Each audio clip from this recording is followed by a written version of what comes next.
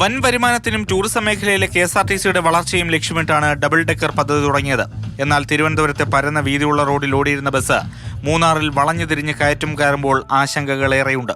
ഫിറ്റ്നസും ഇൻഷുറൻസും പുകപരിശോധനാ സർട്ടിഫിക്കറ്റും ഇല്ലാത്ത വാഹനം പുറത്തിറക്കാനുള്ള നീക്കം മാതൃഭൂമി ന്യൂസാണ് തുറന്നുകാട്ടിയത്. KL 159050 ഈ വാഹനത്തിന്റെ കൂടുതൽ വിവരങ്ങൾ പരിവാഹൻ സൈറ്റിലൊന്ന് നോക്കിയാലോ.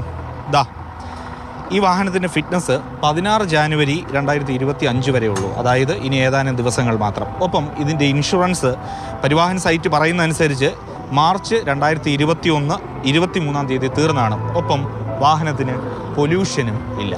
പിന്നാലെ ഹൈക്കോടതിയിൽ നിന്നും സർക്കാരിന് പ്രഹരം. റോയൽ വ്യൂ ഡബിൾ ഡെക്കർ സർവീസിൽ അനധികൃത ലൈറ്റ് സംവിധാനം ഒരുക്കിയത് എങ്ങനെയെന്നാണ് ഹൈക്കോടതിയുടെ വിമർശനം.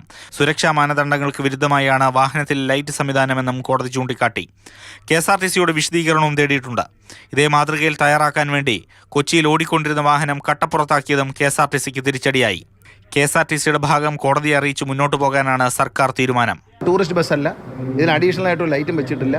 ഇതിനകത്ത് ഒരു ഡിസ്പ്ലേക്ക് വേണ്ടി വെച്ചൊരു ലൈറ്റാണ്, അത് തെറ്റിദ്ധരിച്ചിരിക്കുകയാണ്. അങ്ങനെ ഇട്ടുകൊണ്ട് വണ്ടി ഓടിക്കുന്നില്ല. ഈ വണ്ടി രാവിലെ 8 മണിക്കും വൈകിട്ട് 6:30 മണിക്കും ഇടയ്ക്കേ ഓടുന്നുള്ളൂ. പകൽ കഴിഞ്ഞാൽ മൂന്നാറിൽ ഓട്ടമില്ല. മൂന്നാറിൻ്റെ പുറത്തേക്ക് ഇത് ഓടുന്നില്ല. റൂട്ടിൽ ഓടുന്ന വണ്ടിയല്ല ഇത്. അവിടെ ആ സർക്കുലറിൽ മാത്രം ഓടുന്നൊരു ടൂറിസം വെഹിക്കിളാണ്. ദീർഘവീക്ഷണമില്ലാതെ എടുത്തു ചാടിയെടുത്ത തീരുമാനമാണ് ലക്ഷക്കണക്കിന് രൂപ കളഞ്ഞു കുളിച്ചതെന്നാണ് ആക്ഷേപം. AK Stephin, Mathrubhumi news, Thiruvananthapuram.